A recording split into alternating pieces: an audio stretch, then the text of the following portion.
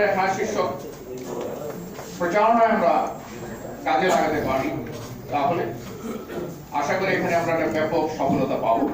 আর গণভোটে হ্যাঁ মানে একটা নতুন বাংলাদেশ, পুরনো বন্দোবস্ত থেকে নতুন বন্দোবস্তে ফিরে যাওয়া। আমরা যেই আশা আকাঙ্ক্ষা নিয়ে 24শে গণ অভ্যুত্থান সংগঠিত করেছিলাম, সেই অভ্যুত্থানের সফল বাস্তবায়ন। তাই আমি সকলকে অনুরোধ করছি এবং আহ্বান জানাচ্ছি, আমরা যার যার অবস্থান থেকে গণভোটে হ্যাঁ প্রচারণায় এবং আমরা অংশগ্রহণ করি।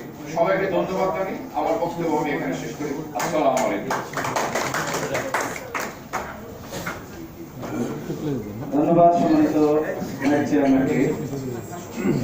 সম্মানিত সুধী, আজকের এই হা ভোটের পক্ষে হা ভোট দিন, গণভোটে হা ভোট দিন।